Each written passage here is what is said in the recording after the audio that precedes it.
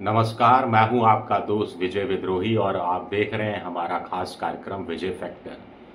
दोस्तों, अब ये संयोग नहीं हो सकता कि संघ प्रमुख मोहन भागवत बिना मोदी का नाम लिए 75 साल रिटायरमेंट का साल जैसा एक बयान जारी करें और उसके 2-3 दिन बाद नितिन गडकरी नागपुर से बिना मोदी का नाम लिए इस तरह की बातें करें कि सत्ता का अहंकार ठीक नहीं होता, जबरन कोई खुद को थोप कर महान नहीं बन जाता। इस बीच राम माधव का भी एक स्टेटमेंट या कुछ आर्टिकल जैसा कुछ सामने आए जिसमें वो कह रहे हो कि भारत को विश्व गुरु की जो इमेज है, विश्व गुरु का जो सपना है, उससे ऊपर उठना चाहिए। अब कौन है जो अहंकार कर रहा है? कौन है जो 75 साल का हो गया है या होने वाला है 75 साल का, और जिसको जिसमें संघ का इंटरेस्ट है कि अब वो सत्ता में नहीं रहे? कौन है जो विश्व गुरु का सपना देख रहा है? कौन है जो भारत को 2047 में विकसित भारत की श्रेणी में रखना तो चाहता है, लेकिन इसके लिए जीडीपी 8% से कम है, 6.3% है, फिर भी सपना जगाए हुए है, उम्मीदें जगाए हुए हैं। एक ही शख्स का नाम आपकी जुबान पर आएगा, वो बताने की जरूरत नहीं है, प्रधानमंत्री नरेंद्र मोदी है। नितिन गडकरी ने क्या क्या कहा, मोहन भागवत से 4 गुना ज्यादा बड़ा हमला कैसे किया, ये मैं बताऊंगा। लेकिन पहले बड़ा सवाल उठता है कि अचानक मोहन भागवत, उसके बाद नितिन गडकरी, तो क्या मोदी के खिलाफ कोई मोर्चा खोल रहा है संघ? मोहन भागवत उसकी अगुवाई करते हुए नजर आ रहे हैं। संघनिष्ठ नेता नितिन गडकरी जैसे नेता संघ के साथ साथ हो लिए हैं। क्या मोदी पर दबाव डाला जा रहा है? क्या राष्ट्रीय अध्यक्ष के पद पर संघ के आदमी की नियुक्ति मोदी करने से लगातार इनकार कर रहे हैं, इसीलिए इनडायरेक्ट रूप से एक तरह से ब्लैकमेलिंग हो रही है? क्या ये नूरा कुश्ती है?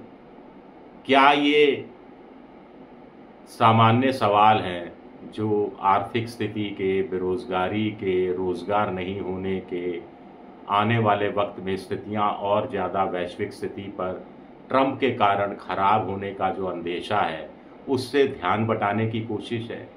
क्या बिहार चुनाव से पहले मोदी को डिस्टर्ब करने की कोशिश है? ये बहुत सारे सवाल हैं जो उठ रहे हैं, इनकी विवेचना करेंगे। लेकिन पहले देखते हैं आखिर नितिन गडकरी ने क्या कहा। शिक्षकों के एक सम्मेलन को संबोधित कर रहे थे और शिक्षकों जैसी भाषा का इस्तेमाल करने लगे। कहा कि सत्ता में आकर लोग अहंकारी हो जाते हैं। बहुत लोग अहंकारी होते हैं। इंदिरा गांधी भी अहंकारी हो गई थी, राजीव गांधी भी अहंकारी हो गए थे, वीपी सिंह भी अहंकारी हो गए थे। मनमोहन सिंह जैसे कम नेता मिलते हैं जो विनम्र बने रहे हैं। तो ऐसे में अगर मोदी भी अहंकारी हो जाएं तो क्या फर्क पड़ता है? सत्ता यानी कुर्सी अहंकारी बना ही देती है। लेकिन वो कह रहे हैं कि सम्मान मांगने से नहीं मिलता। गडकरी कह रहे हैं सम्मान मांगने से, छीनने से, जबरन हथियाने से नहीं मिलता। सम्मान तो दिल से दिया जाता है, दिल से लिया जाता है। तो क्या ये मोदी जी पर व्यंग है जो 27 देशों का सर्वोच्च सम्मान प्राप्त कर चुके हैं, जो मन की बात करते हैं? सत्ता का अहम ठीक नहीं है। खुद को थोप कर महान नहीं बनता कोई, खुद को थोप कर कोई महान नहीं बन जाता। कुल मिलाकर वसुंधरा राजे ने कई महीने पहले कहा था, जो पद का मद करता है उसका कद कम हो जाता है।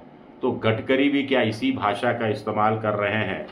क्योंकि अगर हम बात करें अहंकार की, तो मोदी के लिए विपक्ष के नेता भी, दूसरे नेता भी यही कहते रहते हैं कि मोदी जी बड़े कुछ अहंकारी हो गए हैं, ये मोदी है, ये कोई और मिट्टी का बना है, एक अकेला सब पर भारी, मोदी अब बायोलॉजिकल नहीं रहा। कभी कभी ऐसा लगता है मुझे, अब मैं बायोलॉजिकल नहीं रहा।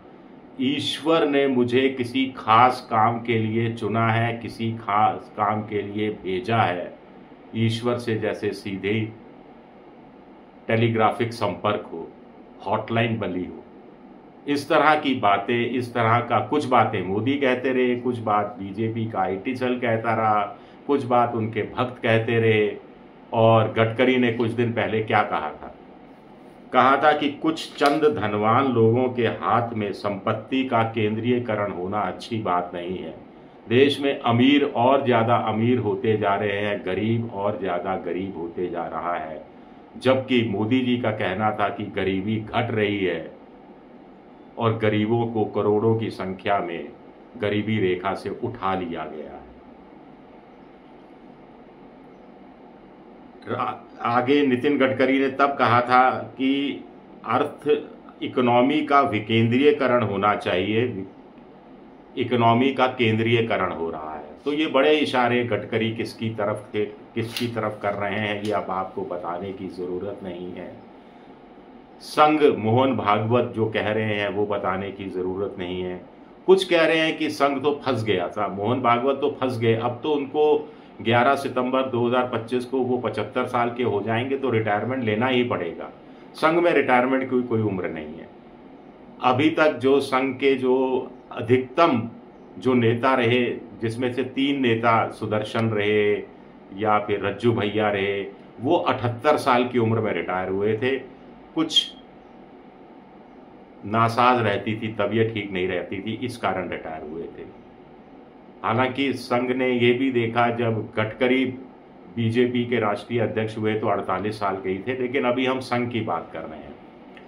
इस हिसाब से देखा जाए तो मोहन भागवत 75 के हो रहे हैं, तो वो अब रिटायरमेंट हासिल कर ही लेंगे, खुद ही VRS ले लेंगे, ऐसा मोटे तौर पर माना जा रहा है।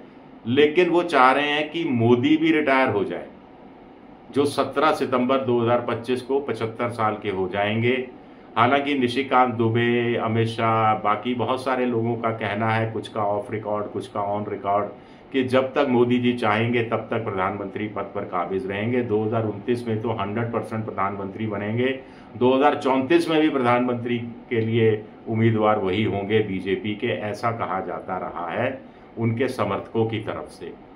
अब हमें नहीं मालूम कि रार कहाँ है, तकरार किस कारण हो रही है और पेच कहाँ फंसा हुआ है।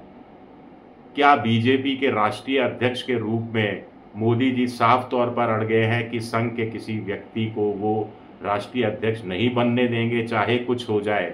और संघ ने भी फिर हथियार डाल दिए हैं कि ठीक है, अपनी मर्जी का राष्ट्रीय अध्यक्ष बना लो, लेकिन 75 साल पर अमल करो, 75 साल होते ही रिटायर हो जाओ और गद्दी किसी और के लिए छोड़ दो।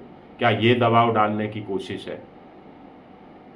आगे आने वाले कुछ दिनों में देखते हैं कि क्या कहानी कुछ साफ होती है या और उलझ जाती है। शुक्रिया मेरा ये वीडियो देखने के लिए, बहुत बहुत शुक्रिया।